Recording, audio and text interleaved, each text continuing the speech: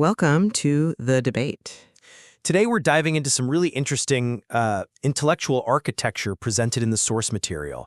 Specifically, we're looking at this jarring juxtaposition between the sedentary Lotion addict's default mode, let's call it SLADM for short, and this concept of hallomai.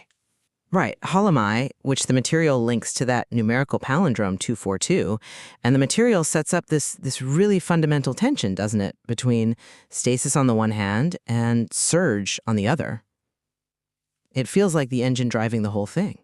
Exactly, which brings us right to our core question for today. Which layer of irony here gives us the most significant insight? Is it the direct contrast?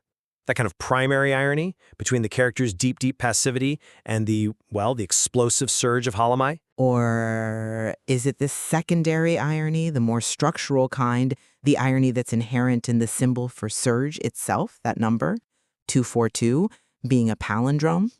Does that offer the more illuminating path? Now, I'm going to argue that the primary irony, the one you get from that sharp contrast built right into the words, is actually the most potent conceptual driver here. And I'm coming at it from a slightly different angle. While, that direct contrast between sled down and hallomai is obviously necessary, it sets the whole stage, I'm arguing that the secondary irony is deeper. The fact that the symbol for dynamic change, 242, is itself structurally static. I think that gives us a more complex insight into what disruption actually is. Okay, well, my position really rests on the clarity you get by meticulously defining that baseline state first. The fundamental tension, for me, is established through this definitional opposition. The SLADM isn't just, inertia. It's described as a real commitment to passive comfort. And we see this through the component analysis, right? The Lotion addict part clearly signifies a dependence on something very superficial, very tactile, that easy, accessible relief just to maintain what? Undisturbed tranquility. And that's formalized by the term sedator, this invented word meaning the state or practice of being sedate. Precisely. So this description of the SLADM, it details this whole synthesized existence that's dedicated to downward, slow, enforced composure. It frames the character's crisis as the active, deliberate construction of their own passive, comfortable prison. So the power of the irony, I think, is that this self-soothing stasis stands in such stark, crucial contrast to what hallomai means. Vigorous, upward motion, a sudden leap, the surge of living water. The detailed picture of intentional stasis makes the need for that vigorous surge feel incredibly acute.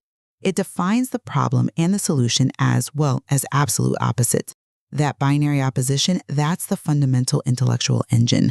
That's a compelling argument, certainly. But focusing purely on the binary opposition, doesn't that sort of limit the insight to just a simple cause and effect, Stasis requires explosion. I think the structural irony moves beyond just opposition to reveal the sheer complexity of disruption itself. We know hallomai, the surge, is identified by 242, and the material explicitly tells us 242 is a palindrome. Which reads the same backward and forward, yes. Exactly. And that structural quality, it represents perfect symmetry, doesn't it? And therefore, structural stasis, or at least immediate return. So the irony gets dramatically amplified because the very symbol of dynamic disruption, this upward leap, is itself structurally static and balanced. This introduces, I think, a profound paradox. The necessary leap is identified by a stability that just mirrors itself. It suggests the required surge might be inherently contained, or perhaps it relates back to the self-captured, maybe in that moment of self-reflection the material calls the hello moment. The deeper insight here isn't just about escaping comfort, it's about the inherent structure of change itself. I see why you'd focus on that paradox. But let me push back a bit. If we accept the structural symmetry of 242 as the primary driver, don't we risk undermining the sheer urgency of the conflict that the SALDM establishes? For me, the clarity of that primary opposition is what creates the motivational urgency. We need that crystal clear definition of the character's baseline, this practiced inertia, this medicated tranquility, to confirm the starting point is dedicated to downward motion. That simple binary opposition makes the surge feel necessary, almost revolutionary as a counterforce. Well, perhaps where we diverge is on the definition of necessity. I think the palindromic irony gives us a structural analogy, showing the conflict isn't just external, character versus required action. It's internal to the very concept of disruption. By identifying the surge with this stable, symmetrical figure, the intellectual conflict is intensified, not just opposed. It sort of elevates the conflict from just a psychological dilemma to a conceptual observation about the nature of change. Hey, but doesn't viewing disruption through a frame of structural stasis, doesn't that fundamentally risk diluting its disruptive power? I mean, if 242 suggests a return or symmetry, it implies a kind of circularity. Surely hallomai has to be defined as pure, asymmetric, dynamic disruption to genuinely challenge the overwhelming inertia of that default mode. Otherwise, the character's attempt at a leap just becomes another symmetrical pattern, maybe destined to return to where it started. The primary irony ensures the desired change is a genuine break, not just some cyclical oscillation. See, I'm not convinced by that line of reasoning, because it seems to presume that the highest intellectual virtue here is a revolutionary break. What if the material is suggesting something more subtle? That true disruption, the sudden leap, is not an escape from structure, but maybe an acceptance of a new, inherent symmetry. The structural paradox makes the tension more sophisticated, I think, not weaker. If the symbol for vigorous upward motion reads the same backward and forward, well, it means the forced action is fundamentally bound by an inherent stability. It forces us to ask, is the real leap the outward movement, or is it the sudden realization of some kind of internal equilibrium? That's an interesting framing, though. I'd still put it differently. The material really emphasizes the SLADM as the person's fundamental resting personality, a state of undisturbed tranquility. The structural symmetry of 242, to me, suggests the surge might just be an inversion of the stasis, 242, mirroring 242, which could imply, well, a relapse, a return to the mean, or back to the original comfort state after some brief exertion. This kind of structural containment seems to defeat the purpose of defining the SLADM as a baseline that must be overcome. The primary irony that clash of definitions guarantees the leap has to transcend the baseline, not just temporarily invert it. But why must transcendence be the only valid outcome? If the conflict is purely definitional, doesn't the material risk becoming a simple moral lesson? Escape comfort, find action. The structural irony, however, challenges that simplistic dichotomy. It forces us to consider that maybe the equilibrium represented by the palindrome 424 is the goal itself, but a dynamic equilibrium distinct from the enforced composure of the SLADBAM. The leap isn't just physical movement then, it's a sudden realization that the structure of the self is stable, even in motion. That provides a philosophical depth, I think, that the simple binary clash can't quite reach. Let's pivot to intentionality then, because that feels vital to the primary irony I'm focused on. That neologism, sedentary, the practice of being sedate, it highlights the voluntary nature of the character's stagnation. This stasis is practiced, almost institutionalized through their dependency on lotion and comfort, this focus on active passivity. That's the real source of the profound intellectual sting when you contrast it with the need for a vigorous leap. The primary irony really zeroes in on the character's psychological failure to act. I agree the intentionality of sedentary is crucial, absolutely. But I think the structural irony provides the framework for why that intentionality might exist.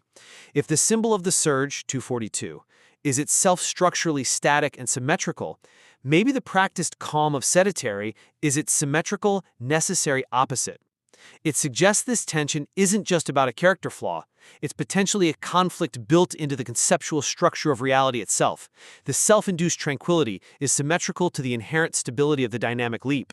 Okay, but if we embrace that structural symmetry as a universal framework, like you're suggesting, doesn't it inadvertently diminish the role of agency, individual choice, which the material emphasizes so heavily with that addict label? If the conflict is merely structural, the character's struggle starts to feel a bit predetermined.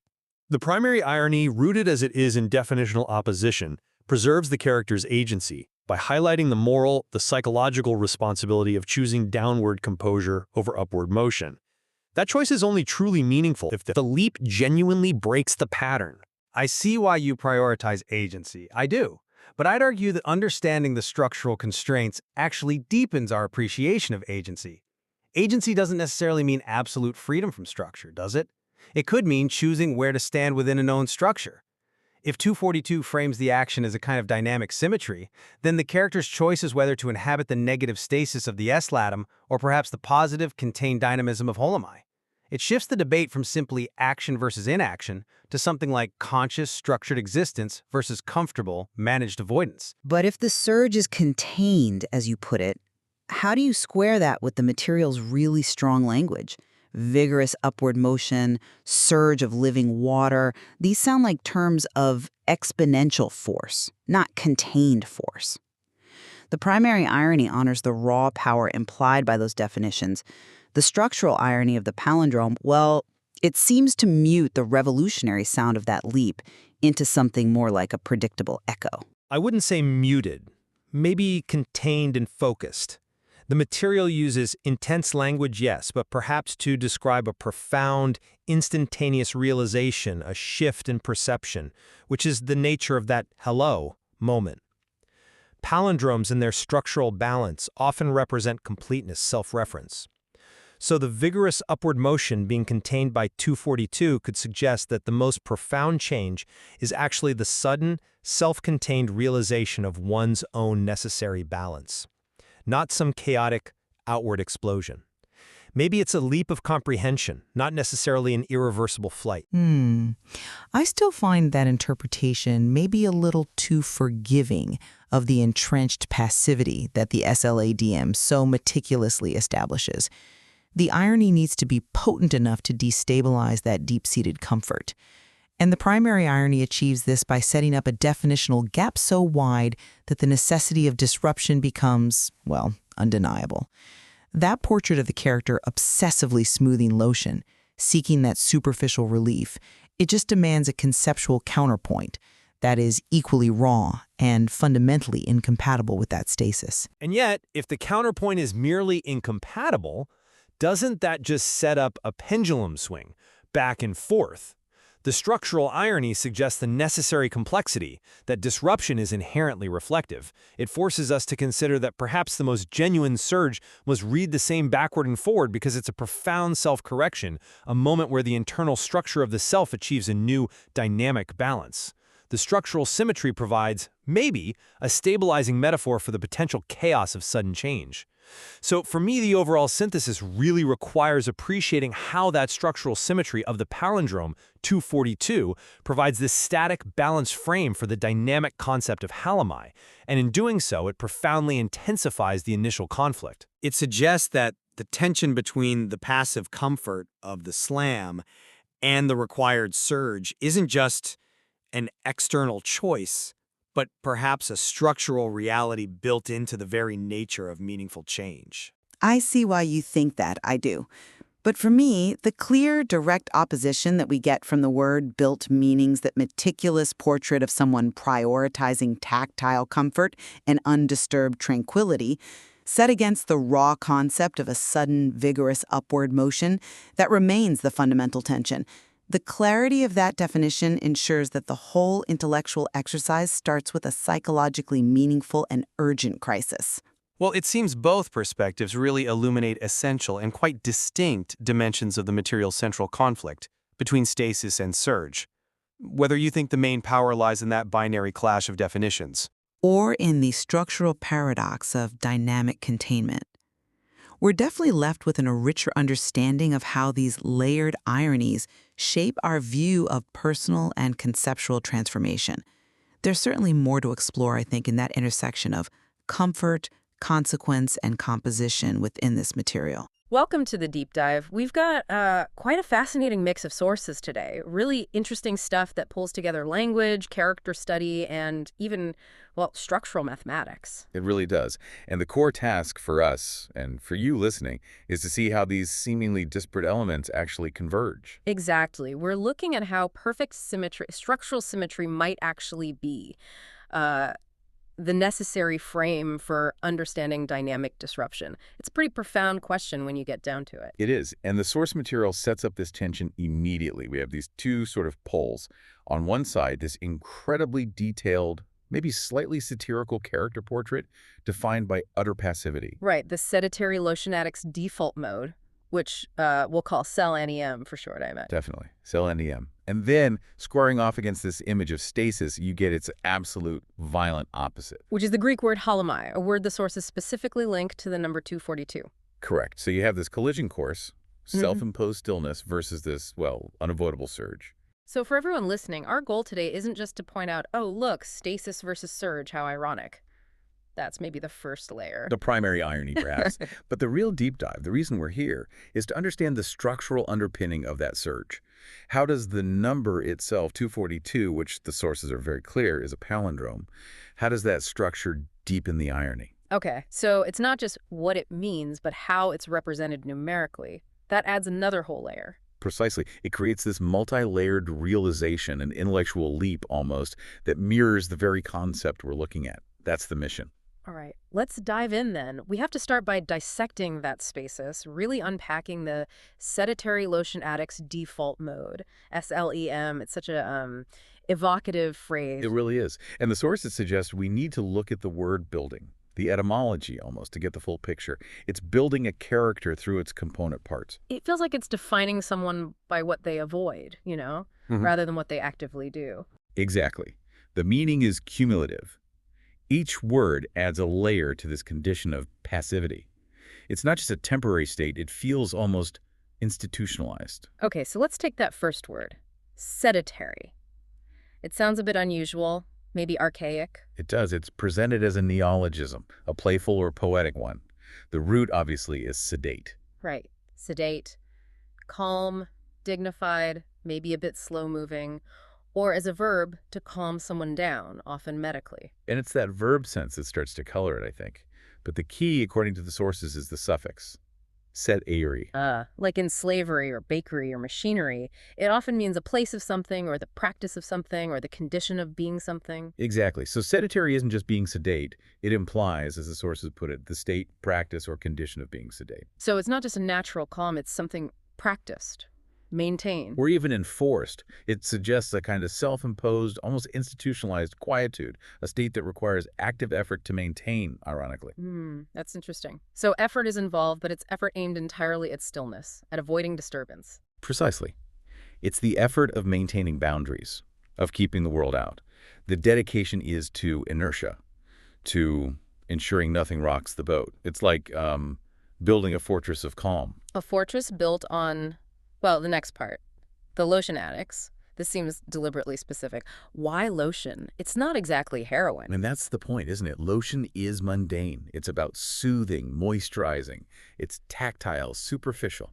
So the addiction here isn't chemical dependency in the usual sense. It's about the ritual, the sensation. Yes. The sources frame it as a dependency on the ritual, the sensation, or maybe the immediate effect of applying lotion. It's a metaphor, really. A metaphor for what, though? Just seeking comfort? For seeking specifically superficial, easily accessible relief and pleasure. It's about prioritizing that immediate low-stakes tactile comfort over anything deeper or more challenging. The path of least resistance. The quickest, easiest fix for any discomfort. Absolutely. It highlights the sort of fragility and maybe even the absurdity of the whole setup. This comfort is cheap, it's temporary, minimal effort involved. Like doom scrolling, maybe. Or binge watching something purely for comfort. That kind of low-level, self-soothing activity. That's a good parallel. It's self-soothing that demands nothing in return. No growth, no real engagement. Just smooth application. Which makes the character feel relatable in one sense. We all want comfort, but also kind of pathetic, because their entire world seems to hinge on this. And the irony, the sources point out, is that lotion is designed to remove friction. Yeah. This character is addicted to removing all friction from their life. Okay. So the substance matches the state of being they're trying to achieve. Zero friction. Exactly. All right. And then the final piece, default mode. This ties it all together. We use default mode colloquially, right? The setting something reverts to if you don't choose otherwise. We do. But the sources are clearly also tapping into the neuroscience concept here. The default mode network, the DMN. Right. The brain state when you're not focused on a specific external task. mind wandering, thinking about yourself, the past, the future, your internal landscape. Yeah, your baseline mental state when you're at rest, so to speak. So applying that to personality, the selenium's default mode is this sedentary Lotion addict condition. It's what they automatically revert to. So when they're not actively forced to engage with the world, their mind just naturally drifts back to this state of practiced calm and Lotion application. That's the synthesis the sources present. Their fundamental baseline state, their resting personality, is this condition of self-soothing, passive routine and maintaining that inner sanctuary of calm. If the DMN is often about self-reflection, then their self-reflection must be entirely focused on maintaining the status quo, protecting the comfort zone. It seems so. Yeah. It's about ensuring that their automatic internal setting remains one of undisturbed, almost medicated tranquility. Their highest goal is just maintaining that stillness. Okay, so that's the picture of stasis. Calm, slow, passive, dependent, friction-free, meticulously maintained. A sanctuary of inertia. Perfectly put. An anatomy of stasis. Right, so now that we've really nailed down this concept of profound stillness, this SLIDM character, we have to introduce the thing that's basically designed to shatter it completely. We shift gears dramatically from that slow managed state. To its absolute opposite, the vigorous upward motion, hallomai. Hallomai. Associated, remember, with the number 242 and its pure dynamic energy. Pure force. The sources define it as, what? A leap, a surge. Vigorous upward motion, a sudden leap, or, maybe most powerfully, the surge of living water. Think of a spring bursting from the earth. Wow, okay, so where SLADM is all about settling down, controlling, maybe even a downward drift into comfort, hallomai is explosive, vertical, upward, uncontainable. The absolute antithesis. Yep. SLADM wants smooth, friction-free existence. Hallomai is friction. It's eruption. It's life force. And this is where that primary irony really hits you, isn't it? Pitting the Lotion addict against the geyser. The clash is just immediate and total. You have this manufactured tranquility, this carefully curated calm, suddenly facing raw natural force. It's avoidance meeting the unavoidable. The person dedicated to maintaining boundaries confronted by something that inherently breaks boundaries. And the SLADM's toolkit, the Lotion, the enforced calm, it's completely inadequate for this, right? It's like trying to stop a tidal wave with a soothing balm. Which is, I guess, where the humor comes in. The sources mention a powerful and perhaps humorous irony. Exactly. The humor comes from that mismatch, from the sheer vulnerability, the absurdity of the SLADM's position when faced with hallomai. Yeah, you imagine this person so serious about their routine, their little comforts, and then bam, this uncontrollable force just erupts. It makes their previous dedication look, well, ridiculous. The contrast exposes the flaw. The devotion to tranquility was built on such flimsy foundations, Lotion, that when real force arrives, the whole structure just seems pathetic. That's the comedic engine. The collapse is funny because the setup was so fragile, so smooth. And this idea of impact, of shattering, leads directly to that clever wordplay the sources point out. Ah, right. SLADM becomes slammed. Slammed. It's perfect, isn't it? It captures that sudden, forcible, disruptive impact. It's the sound of that sanctuary of passive comfort being violently breached. It's the inevitable result of hallomai hitting the SLADM's world. It makes the disruption visceral, not just conceptual. It moves from the Greek word for leap to the actual experience of being hit by that leap. It's the necessary jolt to break the passive routine. Okay, so stasis, SLADM, meets surge, hallomai, resulting in being slammed. That's the first layer of contradiction, the narrative irony. But now we have to go deeper, past the character and the word, into the structure, into the number itself. Right, because hallomai, this dynamic surge, is tied specifically to 242. And this is where, you said, the real intellectual puzzle lies. This is where it gets really interesting, yeah. Because 242 isn't just any number. The sources are very explicit. It's a palindrome. A palindrome reads the same forwards and backwards, like madam or race car, or numerically 121, 353, or 242. Exactly. 242. And the sources note this is the only specific palindrome mentioned in this context. Okay, so what's the significance of it being a palindrome, structurally? Well, think about what a palindrome represents visually or conceptually. It's perfect symmetry, isn't it? Balance. It returns to itself. Yeah, it folds perfectly in the middle. 2 mirrors 2 around the central 4. Precisely. The sources explicitly link this palindromic structure to perfect symmetry and structural stasis. It's described as a stable, symmetrical figure. Static, balanced, conceptually, unmoving. Okay, wait. So hallomai means vigorous, sudden, upward motion, total dynamic disruption. Yes. But its number, its identifier, 242, is structurally the picture of perfect balance and stasis. There it is. That's the secondary, deeper irony. The symbol contradicts the concept it symbolizes. Wow. Okay. The first irony was the passive person versus the dynamic concept. This is the static number versus the dynamic concept. Exactly. The numerical container for explosive leap is itself perfectly symmetrical and, well, inert. It's the very image of non-change. But why? Why choose that number? Wouldn't a chaotic, asymmetrical number feel more appropriate for a sudden surge, like, I don't know, 371 or something? You'd think so? Maybe. But the sources argue this choice is deliberate. They say the palindrome is right for this. Right. How is it right? It seems like the opposite. It's right because of that contradiction. The function of the palindrome, its meaning here, comes from its structure. Its perfect symmetry, its structural stasis, is the necessary element to actually highlight the dynamism of hallomai. So you need the perfect balance of the frame to truly appreciate the imbalance of the leap, like measuring something against a perfectly straight ruler. That's a great way to put it. Yeah. The stasis of the frame, 242, throws the dynamism of the concept hallomai into sharper relief. If the number itself were chaotic, maybe the leap wouldn't feel as distinct, as significant. Ah, okay, so the perfect, unchanging balance of 242 acts like an anchor, or guts line, against which the surge is measured. Exactly. It defines the disruption as a disruption from perfect equilibrium.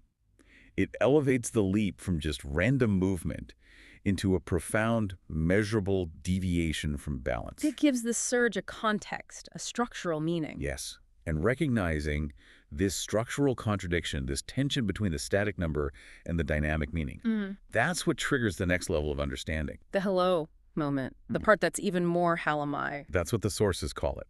Because the realization itself feels like a sudden leap, doesn't it? When you grasp that the number for sudden leap, hallomai, is a static palindrome, 242, your mind has to perform its own little jump. Huh. So the intellectual act of understanding the irony mirrors the meaning of the word itself. Your comprehension surges. It echoes the vigorous upward motion. Yeah. You leap to a higher level of insight forced by the structural paradox. It's quite elegant, really. Okay. That brings us full circle then. We started with a deep dive into Stasis, the SLADM, the sedentary Lotion addict's default mode. That whole world built on avoiding friction. Then we brought in the necessary opposite, the dynamic surge of hallomai, the force that inevitably slammed into that static world. And finally, we hit this deeper layer, the structural irony. The static, perfectly balanced palindrome 242 acting as the frame, the anchor for that dynamic surge, and how that contradiction actually intensifies the whole thing. It makes the leap meaningful, not just narratively, but structurally. It suggests that maybe disruption needs a stable context to even be recognized, or perhaps to even happen effectively. So the palindrome isn't just a label. Its very structure, its perfect symmetry, is doing conceptual work. It's amplifying the paradox. It seems so. If SLADM is about avoiding effort, and hallomai is the necessary disruption, then 242 suggests that disruption isn't just random noise. It gains its power, its definition, from the balance it disrupts. The sources really push this idea, don't they? That structural stasis perfect balance might be required to define or even enable dynamic change. They strongly suggest it. You need that perfect stillness, that symmetrical anchor, for the sheer magnitude of the leap to be registered, to be felt, maybe even for it to be possible in the first place. Wow. Okay. That leaves us with a pretty significant thought to take away, doesn't it? Something for you, the listener, to really think about. We've seen how the most powerful leaps, the hallomai moments, might gain their meaning from the immutable balance of their frame, like 242. So the question for you is, where in your own life have you maybe established a kind of perfect symmetry? A stable routine, a meticulously balanced plan, maybe even a very predictable relationship. Right. And could that structural stasis, that perhaps even slightly tedious balance you've created, could it actually be providing the necessary foundation, the tension for your next significant leap, your next hallomai? Is the stillness enabling the surge? Look for that stable frame, that perfect symmetry in your world. And ask if it's setting the stage for disruption. Maybe the most powerful changes are anchored in the most perfect balance. Food for thought. Thank you for joining us on this deep dive. We'll see you next time.